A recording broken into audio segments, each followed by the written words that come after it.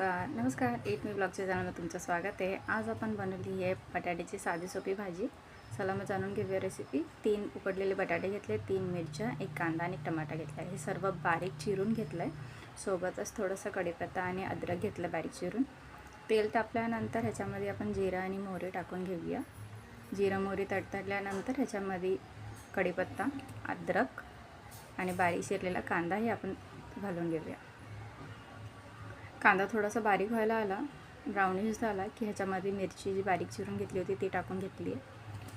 ही अख्खी मिरची अशीच खाण्यासाठी घेतली आहे। की लहान मुलांनाही आपण भाजी घेऊ शकतो, तर लहान मुलांसाठी आपण मिरची कमी घालू याच्यात। चवीनुसार मीठ घातलं आहे।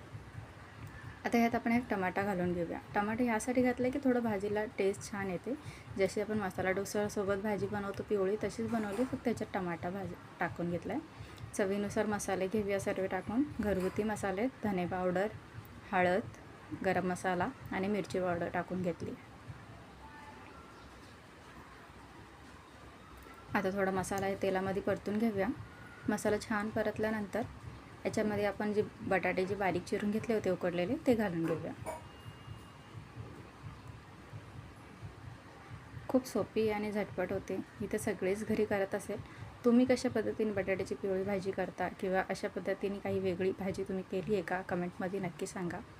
आणि ह्या व्हिडिओबद्दल काही सजेशन असेल तर नक्की शेअर करा। मी ह्याच्यामध्ये नक्की चेंजेस करेन। आणि व्हिडिओ आवडल्यास लाईक करा, कमेंट करा, शेअर करा। असं थोडंसं पाणी घालून घेतलं आहे। तुम्हाला जर ग्रेव्ही करायची असेल तर अर्धा ग्लास पाणी घालू शकता। आपण थोडंसं अर्धी वाटीच पाणी घातलं आहे। वाफेत छान भाजी अशी शिजून झाली आहे। सो गरमागरम ही चपाती आणि भाताबरोबर खाण्यासाठी रेडी आहे।